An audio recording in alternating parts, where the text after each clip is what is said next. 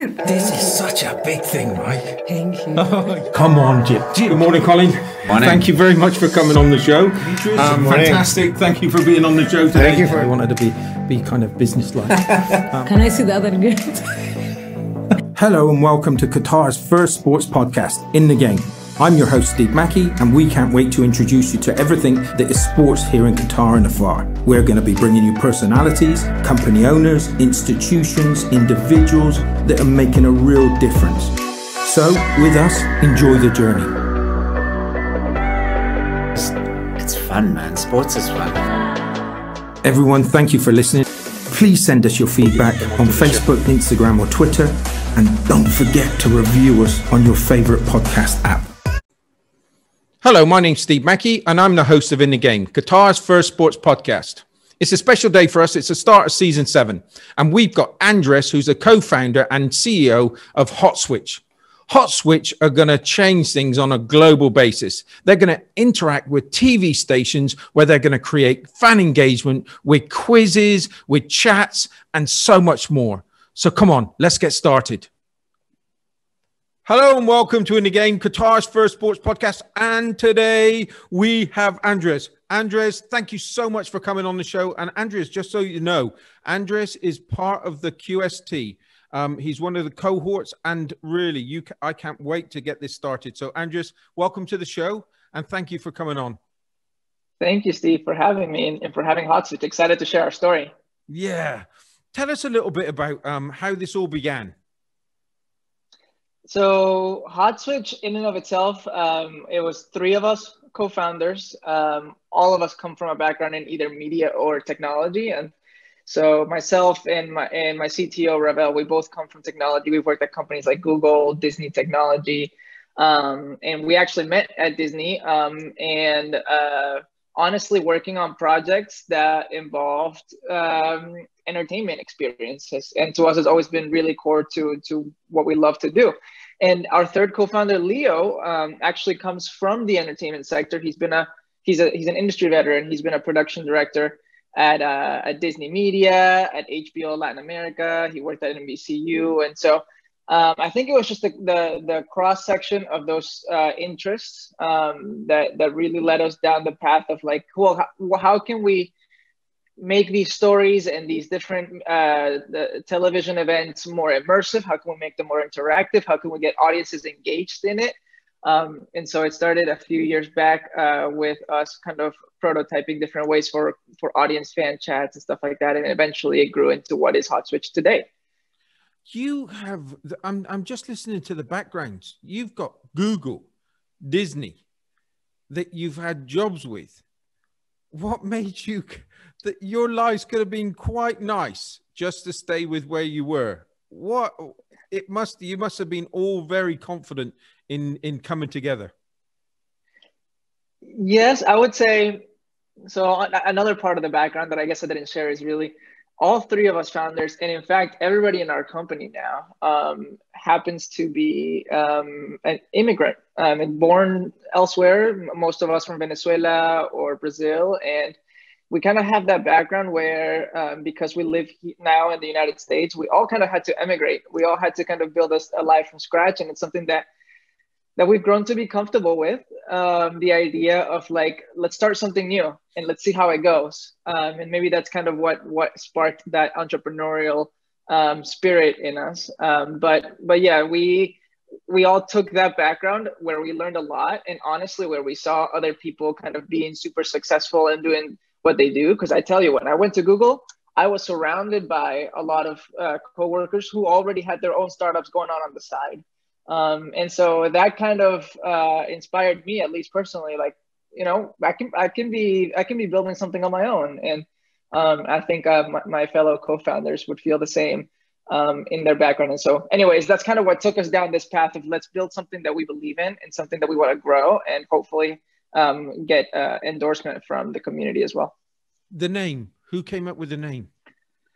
HotSwitch is actually a television technical term, and our co-founder Leo is the one who came up with it. HotSwitch means HotSwitch is that intersection between when a show ends a TV show, typically like a series finale, and it cuts directly into a next show, the premiere of a next show, with no commercials in between. That's called a hot switch.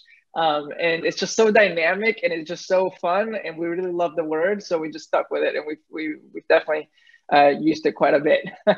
That's brilliant. Where tell us about your application, your platform. Tell us about what you do, what you're trying to achieve.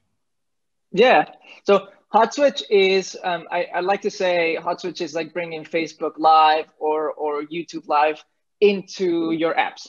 It's a plugin. It's an SDK that activates fan experiences like live chats, trivias, polls, even like sports data, but inside of your apps. And so our clients really are enterprise. We're a B2B company, and we work with partners right now from Latin America to Europe who have their own platforms where they stream content.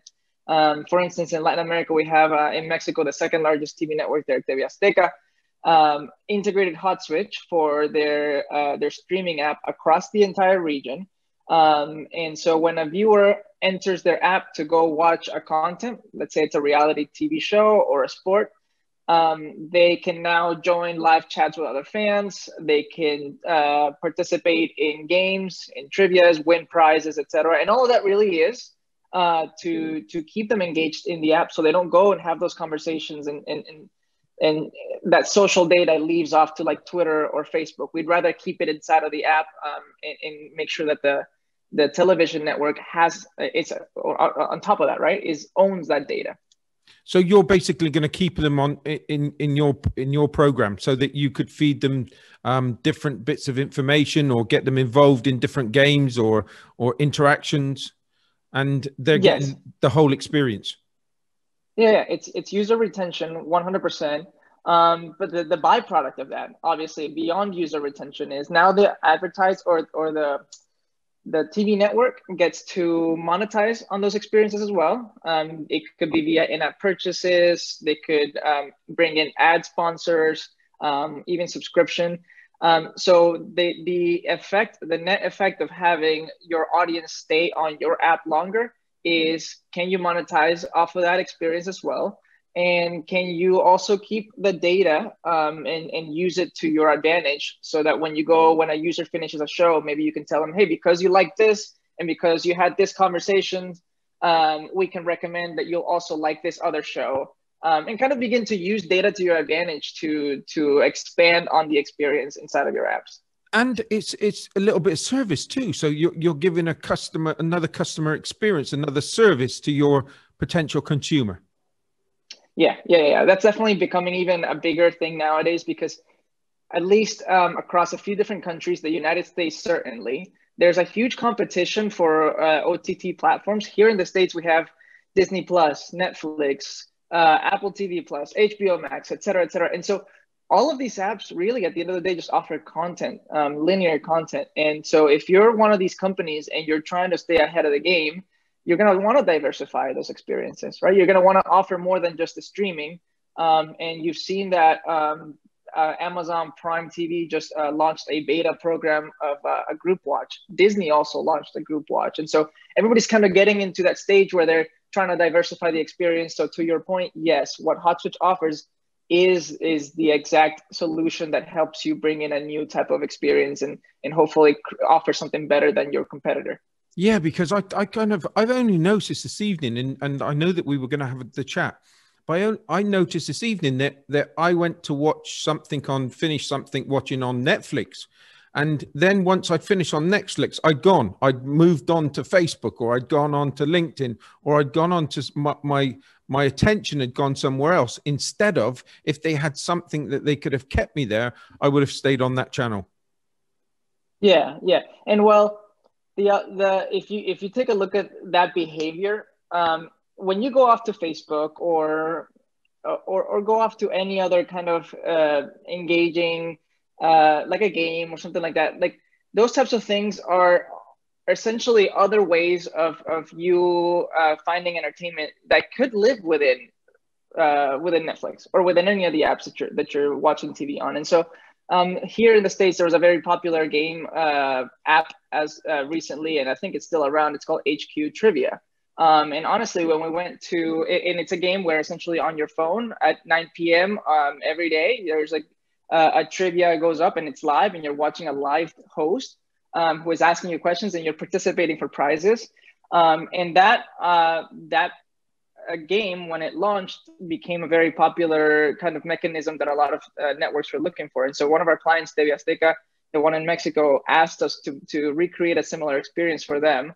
And so really with the goal of, let's take advantage of things that are going on out there and build them inside of our app, but without us having to have the infrastructure in place. Can we just like launch a plugin that does it for us? And that is what we've built, and that's what we continue to expand on, is that really seamless, easy experience to launch a new way for our audience to engage inside of your platform. How did you get involved with Qatar Sports Tech?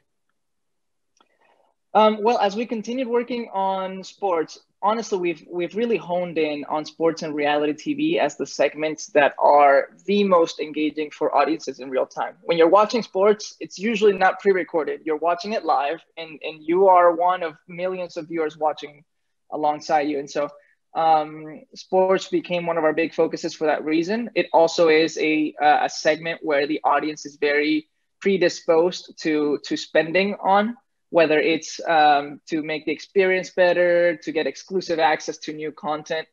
And so one of our clients in Europe is Liga ACB, which is a basketball league.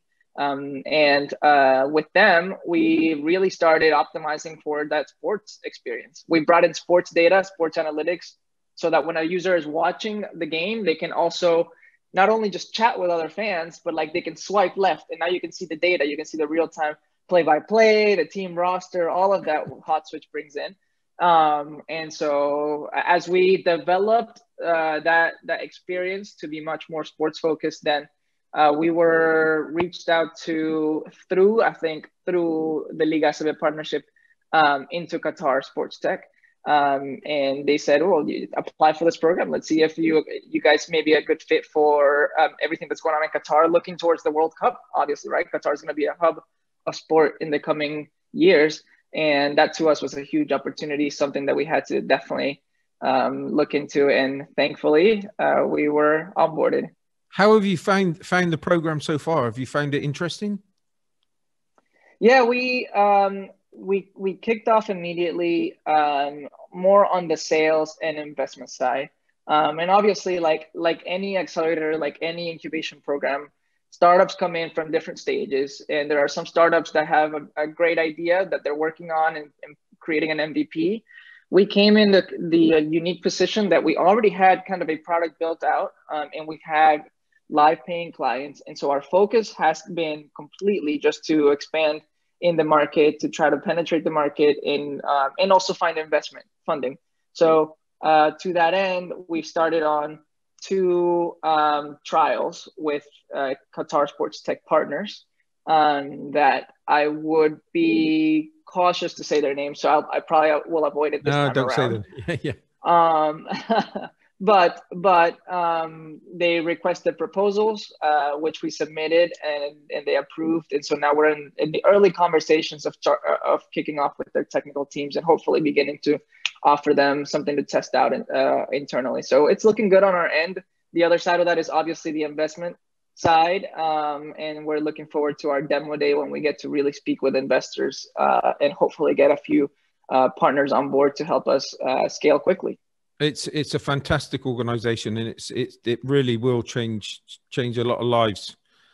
Yeah, fantastic. Now, what I wanted to talk to you about was obviously esports, and the esports is one of those disruptors, and they're disrupting so much because it's all with, I won't say all, but you're playing, it's a gamer's place, and they're all playing these different games.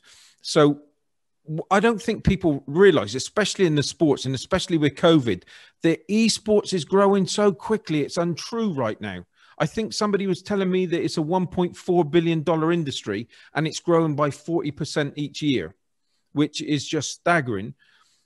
you've got the best of both worlds. So you're helping these football clubs actually fight back against this in making sure that you could have the interaction with their sports games as well as be on the side of esports. Do you find the luxury of that? Do you see the luxury of that? Yes. Well, honestly, so esports is in many ways has validated and proven the in-app purchase model of streaming media or just media in general. If you look at a game like Fortnite, for instance, one of many very, very popular games at the moment who is monetizing extremely well. The reason that is happening is because they found a way to expand the storyline so that when a gamer comes in and begins to play, maybe right now I've only paid for the game, or if it's Fortnite, it's free. The game is free. But now I can purchase skins, I can purchase expanded storylines, new ways to interact with characters. All of that begins to create and diversify new, like the revenue streams that I as a game creator have. And so that model really is what I think television should aspire to, and what I think television will end up being in the near future is interactive storylines. And this is quite obscure because I think this only has happened in the US so far, but Netflix has actually experimented with interactive storytelling. There have been series like there was recently a couple of years ago a Black Mirror experience, like a movie where you could go in and watch, and you could select as you watch on Netflix what path you were going to take of the story. And so obviously that wasn't monetized. You didn't have to pay extra for that, but we think that's really the avenues that television is going to have to take in the coming years to really take advantage of the users that are watching, or take advantage of the interactions that they want, because subscription as a revenue stream right now, as a business model, is not necessarily profitable. When you look at a company like Netflix, even Apple and Disney, like in the streaming game, they're investing significantly in content to raise subscriptions, but really it's not profitable. They're operating at a loss. All that investment is going into content, but it's returning revenues, but not profits quite yet. And so really, I think the turning point for television is going to be when it becomes a bit more like esports and a bit more like gaming, where really it takes advantage of the fact that there are millions of users watching and creates experiences around that, right? Around the fact that there are so many people watching and hopefully trying to interact with others or trying to interact with the story that they're consuming. But I think you've got the best of both worlds here. You can bring the two together really nicely. And it looks like, who is your best customer?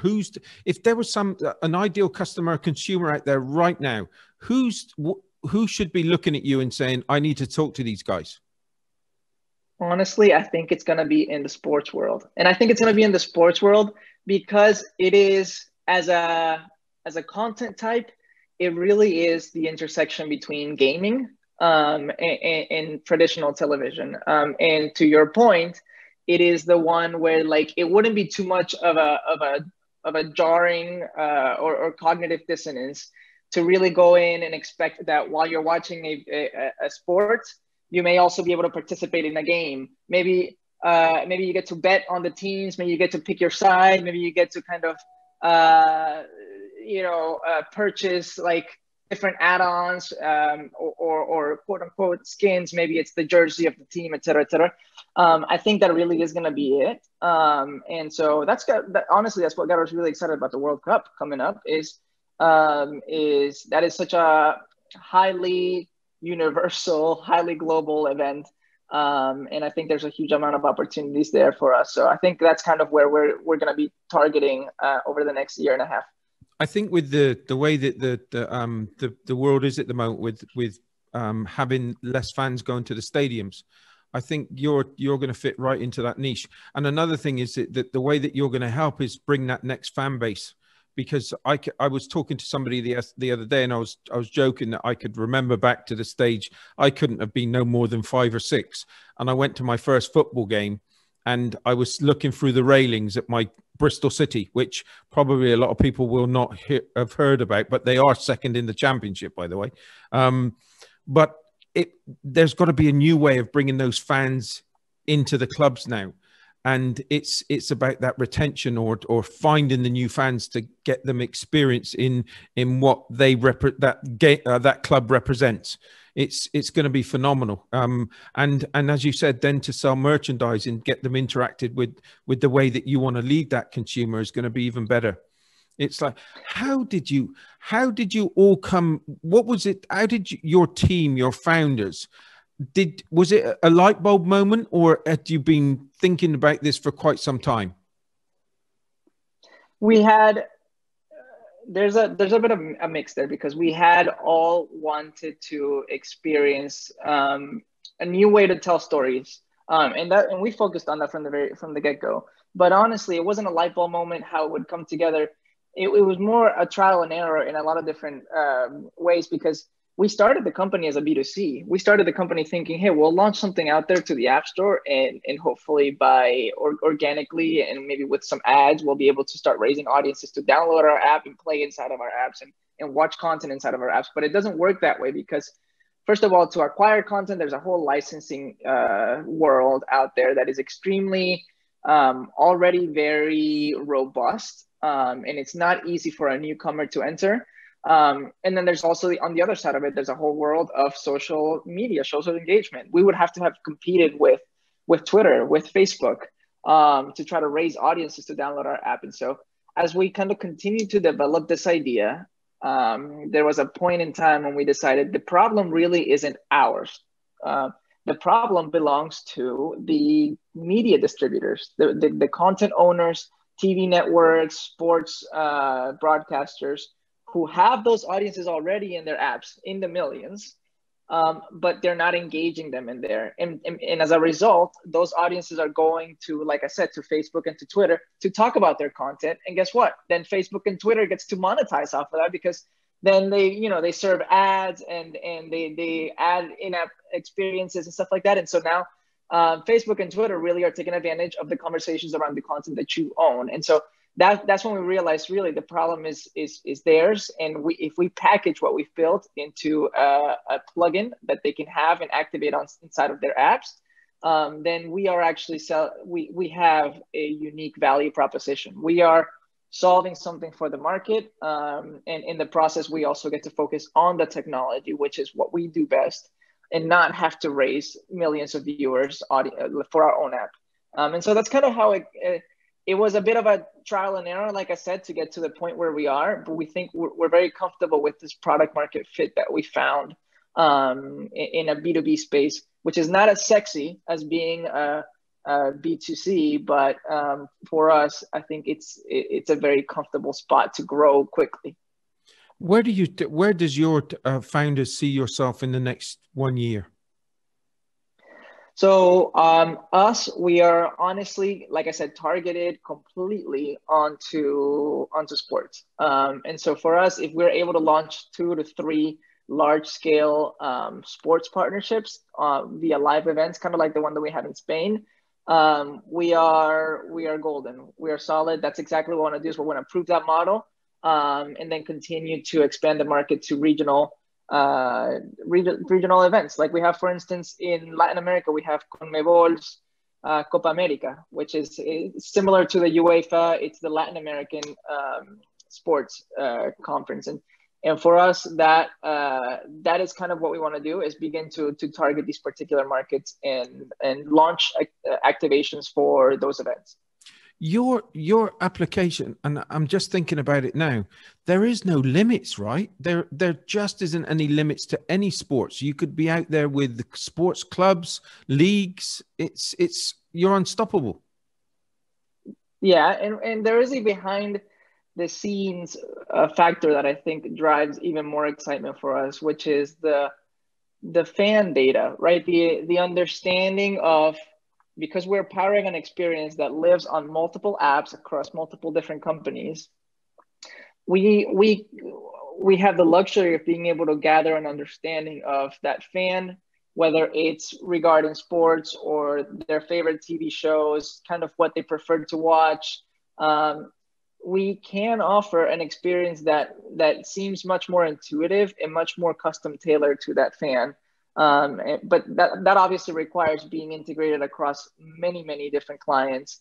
But I just think there is a pinnacle there. Like once we have that, where we can really massage the data and take advantage of it, and make sure that we build experiences based off of it that are next level, right? Yeah. Do you ever look at yourself and think to yourself, my word, I've come such a long way and I've learned so much in a short space of time? It's honestly hard to really grasp it on a regular basis, but there are times where I make it a point, actually, with my entire team, and we all talk together, and I mentioned to them, hey guys, when you look at across the board at B2B startups, where they begin, how they most regularly end, most startups don't get to the stage where they have launched a product that is sold like and activated inside of large enterprise. And so that in and of itself is a massive accomplishment. We got to the point where we have something that is actually live, empowering interactions. And so definitely we try not to take it for granted. I try to make sure that we recognize how huge of an accomplishment it is. We know that the road to the startup path is not over for us, and there's still a lot of hurdles that we're gonna have to come across and beat. But just taking the time to acknowledge where we are now, I think, is always important. And talking about the startup path, let's help some startups out there. What's been the most difficult things that you've had to overcome?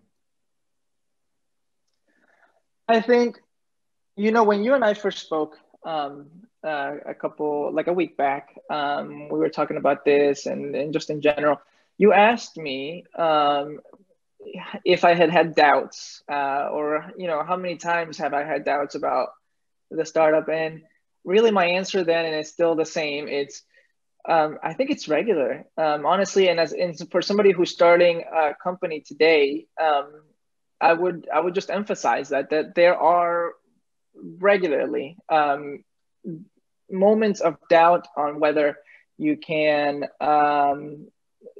close a sale, whether an activation is going to go correct, and what happens if it doesn't, and you begin to really doubt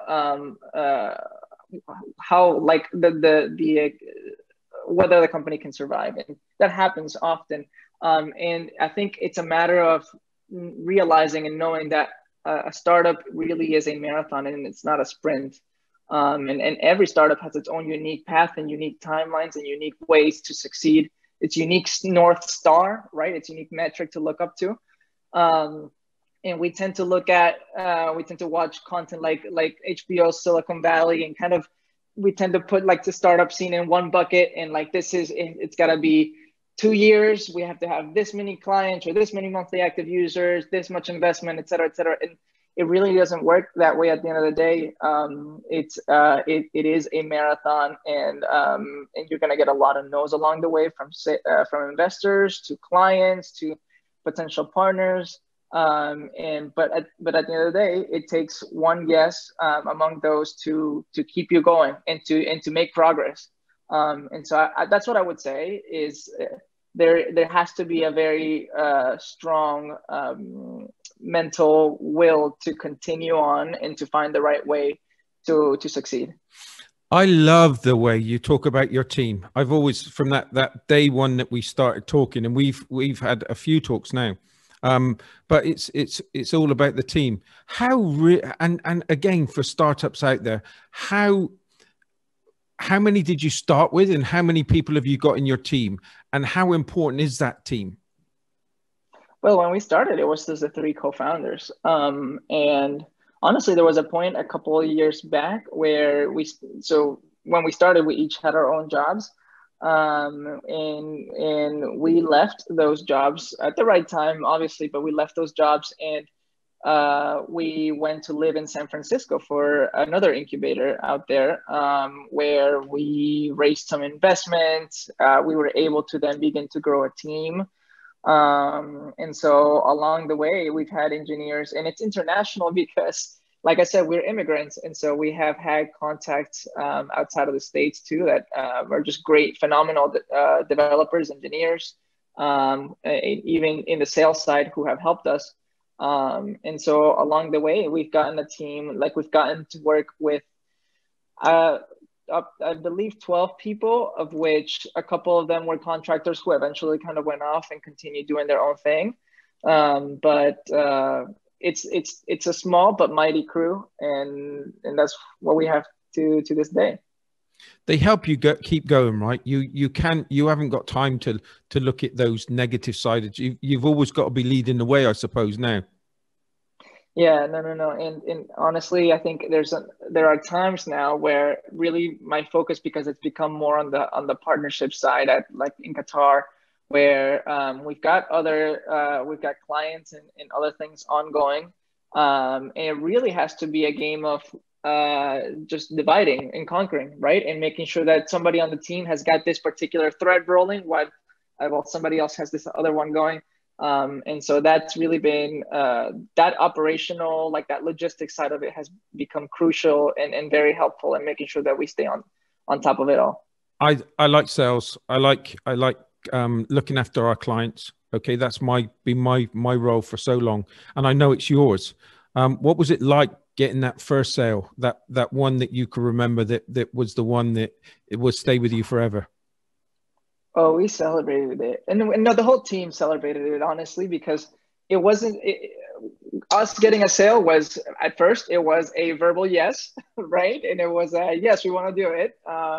And then it was looking at the proposal and the timelines, the budgets and everything, and then another yes, that works for us, right? Maybe after a bit of negotiation. But that process then became okay, we need to get a letter of intent signed, along with a master services agreement, along with, because we were working with an international partner, it was also, we had to do some tax documents and send them off they had to be mailed off to Mexico. And it was a whole, because TV Azteca was our first client.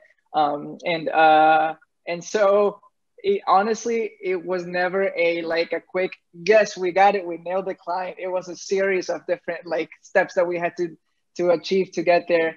But we celebrated every step of the way. And I remember us really getting together over dinner and clinking to a huge success for us. And it's a client that we have still to this day. So yeah, it's definitely one you don't forget. I think you're going to be huge. With a startup that's out there right now, that from a sports tech perspective, what would be your best advice to them when they're just starting out? Look, sports tech is not as difficult of a world as we make it out to be, because sports is still, at least as far as streaming and engagement, is still in its early days compared to film, right, and television, and it's not as operationalized. And so I think there are so many gaps, so many holes that many startups could come up with technologies to make the experience better. And so I think my biggest advice is really have a passion for sports, first of all, right? Have a passion for the area, the space that you're getting into, so that you can learn it and love it, and then just find the opportunity to kind of offer a solution that makes it even better for whoever your client is, whether it's the fan or whether it's media enterprise. But you really have to stick it. You have to stick to it and dog it and try to continue to adapt it and adjust it until the point where it's fine-tuned and it's exactly what your client will want.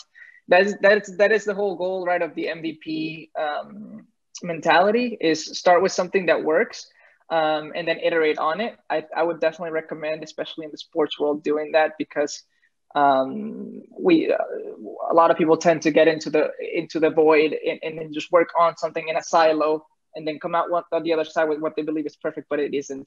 And we've learned along the way that many of the things that we develop, we have to really get it iterated by clients before we believe that we've landed on the final version of it. So what would your message be to them? They're going to take so many no's, right? They're going to say that that's a terrible idea. Yeah, Yeah, and that's the other side of the coin when it comes to an area like sports, where, like I said, it's early stage as far as like development, and because of that, as far as technology development, and because of that, people who are in that market, big players today, are gonna be a little bit more hesitant because they haven't seen as much innovation. They're going to be a little bit more hesitant when something new comes along because they're just not used to that pace of innovation and of trying a lot of new things. And obviously, I'm painting this with a very, very broad brush. But I would say, yes, you're going to take a lot of no's. And it's going to also be a lot of identifying how to demo and really communicate your vision when somebody else might not understand it just by written word. And so for us, what that has meant is really, we've made sure to launch a suite of tools that are our demo tools, so that our sales side, whoever is helping us with sales, when they go out, they can easily, literally like pull up an experience on their phone and screen share it so that our client can see it or our lead can see it. And it's custom branded already. It has their logo, it has everything. And so they're visualizing, they're seeing what HotSwitch can look like for them. And so I think it's important that you really optimize that flow to make it super easy to make a sale and for your client to understand what it is that you're selling. Demoed it. When you showed people, when you went for, there was 20 people that pitched on that day to get into QST. Just tell people how much time that you had to pitch your idea, your concept. Well, it was, so we submitted a 3-minute pitch video that they presented to everybody. And then they separated us into rooms where we would meet individuals who would then select us for the program. So out of the 20 startups that were there, only 10 made it. But those meetings were 10 minutes apiece. And they were back to back. They were 10 minutes apiece. And because they were back to back and there were people running around between rooms, we really did not get the full 10 minutes. It ended up being more like 5 to 7 minutes with each person. So I'd recommend, really have an elevator pitch ready and know it so well that you can easily just communicate it and then be able to kind of fill in gaps with Q&A right after. But there isn't much time to get that message across. And it must be so difficult to get over you've got 3 minutes, that 3-minute pitch. What do you put in there? What's the priorities? What were the priorities for you when you done your pitch? I think priorities for us, and this goes back to what I said earlier. We know that we're coming into an incubator at our own unique stage of our startup. We have a product that is live, we have traction. And so rather than focus on the traditional startup formula, we said, let's make sure that we are getting across the fact that we have traction, the fact that we are on a path to succeed by getting more clients. And then let's make sure that we also focus on our background, because that's typically, not every startup has this, but ours fortunately has a background in the space with a lot of different companies that we've worked at. Let's make sure that that becomes very clear. And that we have raised investment. And so I think we kind of put together our own unique special sauce, our own formula of things that we felt were important for people to know. We made sure that we highlighted those, and that we then left a little bit of a captivating cliffhangers to say hey, talk to us a little bit more. We'd love to share and hopefully answer your questions. And so I think that's really at the end of the day what helped us the most. I'm definitely gonna plagiarize something from you, and that's a special sauce. I like that. That's brilliant. The special sauce. And I say sparkle dust. You've got to add it. You've got to have something that makes you stand out from the rest. And the point that you said about the 10 minutes afterwards, that's the key to it. It's making sure that your pitch deck, no matter how quick, how many minutes it is, you've got to make such an impact that they want to come back to you and take full advantage of that 10 minutes. And that extra 10 minutes is going to be fundamental to you, the way that you go forward. Yeah. And that comes down to that little cliffhanger moment that I mentioned, right? Make sure that it is so exciting in those initial 3 minutes that there is conversation just hanging in the air waiting to be addressed. Right? That somebody wants to come back afterwards and say, I need to sit down and really talk and learn about this. and how I can be part of it. Honestly, really, that conversation needs to be in the position where the person that you're talking to wants to be of help, right? They want to join in. They're not skeptical about you, but rather they're excited about who you are and the path that you have forward, and say, I want to jump on board, right? I want to jump on the magical express and ride this train down. So, and that's kind of what we try to aim for. Where do I give you the cash? When do I give you the cash? And right. And that's the biggest thing is, it's like, and you try to say this to startups, and you try to, that's doing one of these pitch decks that's going to be looking for some investment. Is it, what's the problem? What's your solution? And it's like, it's as simple as that. And then to build credibility and to tell them how the money's going to work out and what you're looking for. And it's just being honest. Just make sure that you're very clear in what you're trying to get over. And that's a point that I want to say. How long did it take you to record the final 3-minute pitch? For Qatar, there was a unique situation with it, in that I thought it was initially just the pitch video, and then I would send it with the slides. And then I was asked to make sure that the video was timed specifically to each slide, and that I could kind of get it. So because they put them side by side together. And so it took me a little bit. Come on, tell them how many times you had to practice it. I probably did that maybe 20, 25 times, honestly, to make sure that I had something perfect for the team to then put together next to the slides. But even that, I feel like, is underselling and understating, because honestly, we have practiced our pitch throughout the entirety of our startup so many times. It's uncountable. I could never count it. It's definitely with every new feature that we launch, every new minor adaptation, we have to update the slides. We have to change how we pitch. And so it's constantly ever evolving. It's something that never stops. You have a magnificent, I think you've got a magnificent platform that you're building.